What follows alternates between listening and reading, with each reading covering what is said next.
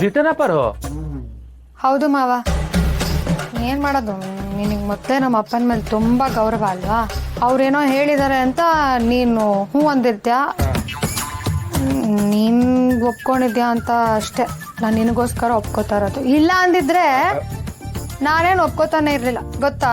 ಅದೇ ನೀವು ಒಪ್ಕೊಂಡಲ್ಲ ಅಷ್ಟ್ ಸಾಕು. ನೀನ್ ಎಲ್ಲೂ ಒಪ್ಕೊಳಕಿಲ್ಲ ಅಂತ ನನ್ಗೆ ಭಯನೇ ಆಗೋಯ್ತು. ಉಸಿರು ಮ್ಯಾಕ್ ಹೋಗಿದ್ದು ಈಗ ಮೆಲ್ಲೆ ಕೇಳಿಕ್ ಬರ್ತಾ ಐತೆ. ಆ ಭಯ ಹಂಗೆ ಇರ್ಲಿ, ಬೇಕಾಗತ್ತೆ. ಕಳ್ಳಿ ನೀನು ಎಲ್ಲ ಒಪ್ಕೊಂಡ್ಬಿಡುತ್ತೆ. ಅಲ್ಕಂಡ್ ಪರೋ, ಅಲ್ಲ ನೀನ್ ಹಿಂಗೆ ಸ್ಟೈಲ್ ಆಗಿ ಸೀರೆ ಉಡ್ಕೊಂಡು ಈ ಮಲಗೆ ಎಲ್ಲ ಮುಡ್ಕೊಂಡು ಏನಕ್ ಪರೋ? ನೋಡು ನೋಡು ನೋಡು ನೋಡು, ಮತ್ತೆ ಗಡ್ಸ್ಬುದ್ಧಿ ತೋರಿಸ್ಬಿಟ್ಟಲ್ಲ ನೀನು. ನಾನೇನೋ ನಿನಗ್ ಖುಷಿ ಆಗ್ಲಿ ಅಂತ ಹಾಕೊಂಡಿದ್ದು, ನಿನ್ಗೇನೋ ಹೇಳಿ ಒಪ್ಸ್ಬೇಕು ಅಂತ ಅಲ್ಲ. ಅಲ್ಲ ಈ ಮಲಗುವನ್ನೆಲ್ಲ ಎಸ್ಬಿಟ್ಟಲ್ಲ, ಅದಕ್ಕೆ ಹೇಳ್ದೆ. ಅದಾ, ಅದು ನೀನ್ ಕೂತಂದಿದ್ದಲ್ಲ, ನೀನ್ ಕೈಯಾದ ಮುಡ್ಸ್ಲಿ ಅಂತ ಬಯಸಾಕೈತೆ ಅಷ್ಟೇ. ನೋಡು, ನಿನ್ ಮನ್ಸಲ್ಲಿ ನೀನೇ ಏನೋ ಅನ್ಕೊಂಡು ಓವರ್ ಥಿಂಕ್ ಮಾಡ್ಬೇಡ. Okay ma'am, sorry ma'am, sorry ma'am, sorry ma'am. ಹಬ್ಬ, ನಾನೇ ಮಾವನ ಎಲೆಕ್ಷನಲ್ಲಿ ನಿಲ್ಲಿಸ್ಬೇಕು ಅಂದ್ಕೊಂಡಿದ್ದೆ, ಇವಾಗ ಮಾವನೇ ನಿಲ್ತಿದ್ದಾನೆ. ನಮ್ಮ ಅಪ್ಪನ ಪ್ಲಾನ್ ಏನು ಅಂತ ತಿಳ್ಕೊಂಡು ಅದಕ್ಕೆ ಕೌಂಟ್ರ್ ಕೊಡೋದಕ್ಕೆ ನಾನೊಂದು ಮಾಸ್ಟರ್ ಪ್ಲಾನ್ನ ರೆಡಿ ಇಟ್ಕೋತೀನಿ. ಆಗ ತೋರಿಸ್ತೀನಿ ನಮ್ಮ ವೀರಭದ್ರಯ್ಯನವರಿಗೆ ಈ ಶಿವು ಪಾರು ಜೋಡಿದು ಕೆಪಾಸಿಟಿ ಏನು ಅಂತ.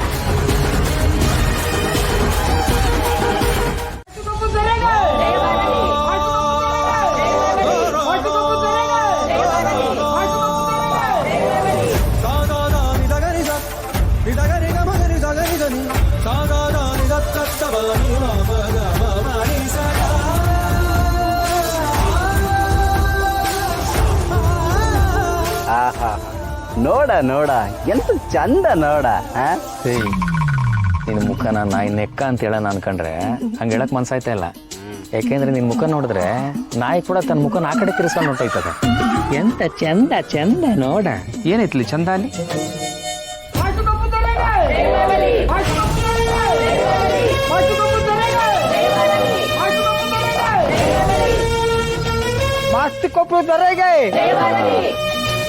ಮೊದಲೇ ಪೆಂಗ ನಿಮ್ಮ ತಮ್ಮ, ಯಾವ್ದು ಒಳ್ಳೇದು ಯಾವ್ದು ಕೆಟ್ಟದು ಒಂದು ಗೊತ್ತಾಗಲ್ಲ. ಅಂಥವನ್ನ ಇಟ್ಕೊಂಡ್ರು ಏನ್ರಿ ಪ್ರಯೋಜನ?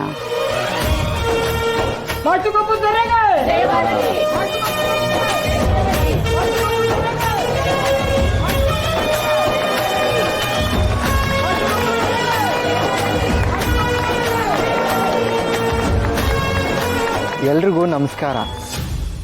ನಾನಿವಾಗ ಬಂದಾಯ್ತು. ಕೂರೋದಕ್ಕೂ ಮೊದಲು ನಾನೇನೋ ಮಾಡ್ಬೇಕಲ್ವಾ? ಮಾಡು. ದೊರೆ, ನೀವು ಹೂ ಅಂದ್ರೆ ಏನ್ ಮಾಡ್ಬೇಕು ಅಂತ ನಾನು ಹೇಳಲಾ? ಹೇಳು ರಾಣಿ. ದೊರೆಗಳು ಕೂರ್ಬೇಕು ಅಂದ್ರೆ ಬಹುಪಾರ ಹಾಕ್ ಬರ್ಬೇಕು.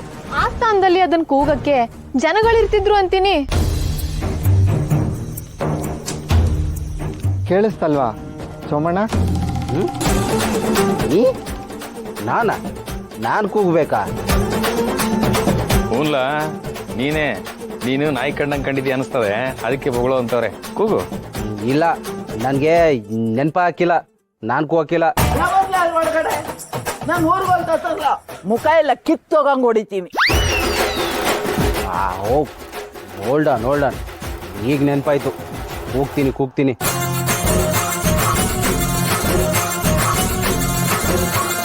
ಸೋಮೇಗೌಡ್ರೆ, ಹೂ ಅಲ್ಲಿದ್ದಾವೆ.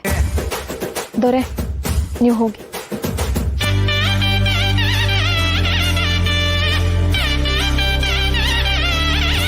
ರಾಜಾಧಿರಾಜ, ರಾಜ ಗಾಂಭೀರ್ಯ, ರಾಜ ಕುಲತಿಲಕ, ಅಖಿಲಾಂಡ ಕೋಟಿ ಬ್ರಹ್ಮಾಂಡ ನಾಯಕ, ಪ್ರಜಾ ವಾತ್ಸಲ್ಯ, ಮಾಸ್ತಿ ಕೊಪ್ಪಲು ಚಕ್ರವರ್ತಿ ಶ್ರೀ ಶ್ರೀ ಶ್ರೀ ಮನುಗೌಡರು ನಮ್ಮ ಅಜ್ಜಿ ಜಯಲಕ್ಷ್ಮಮ್ಮ ಅವರ ಆಶೀರ್ವಾದದೊಂದಿಗೆ ಸಭಾ ಮಂಟಪಕ್ಕೆ ಆಗಮಿಸುತ್ತಿದ್ದಾರೆ.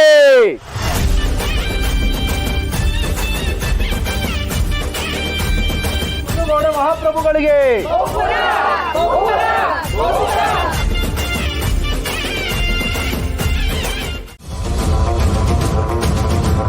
ಆದ್ರೆ ನಾನ್ ಸುಮ್ಮನಿರ್ಲಿಲ್ಲ.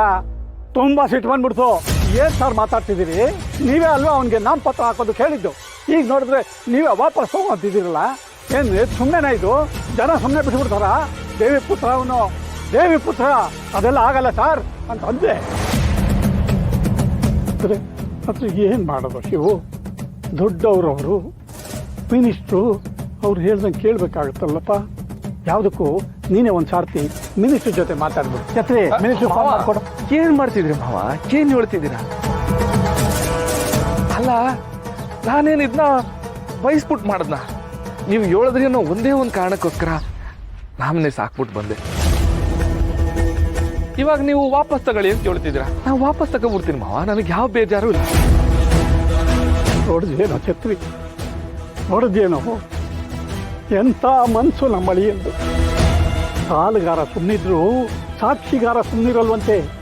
ಆದರೆ ಎಲ್ಲ ಆಗಿರೋ ನಮ್ಮ ಶಿವು ಎಷ್ಟು ಎಷ್ಟು ತಾಳ್ಮೆಯಿಂದ ಸಹನೆಯಿಂದ ಇದ್ದಾನೆ ನೋಡು. ಸುಮ್ಮನೆ ಹೇಳೋದಲ್ಲ ಅವನನ್ನ ದೇವಿ ಪುತ್ರ ಅಂತ. ನಿಜವಾದ ದೇವಿ ಪುತ್ರ ಕಣವನು. ಆಮೇಲೆ ಶಿವು, ಇನ್ನೊಂದು ವಿಷಯ, ನೀನು ನಾಮಪತ್ರ ವಾಪಸ್ ತಗೋತಿರೋ ವಿಚಾರ ನಮ್ಮಲ್ಲೇ ಇರಲಿ. ಇಲ್ಲಾಂದ್ರೆ ಮಿನಿಸ್ಟ್ರು ಬೇಜಾರು ಮಾಡ್ಕೊಂಡ್ಬಿಡ್ತಾರೆ, ಬೇರೆಯವ್ರಿಗೆ ಗೊತ್ತಾಗ. ಮುಖ್ಯವಾಗಿ ಊರು ಜನರಿಗೆ ಗೊತ್ತಾಗಬಾರ್ದು. ಅದರಲ್ಲೂ ನಿನ್ನ ಹೆಂಡತಿಗೆ ಗೊತ್ತಾಗಲೇಬಾರ್ದು.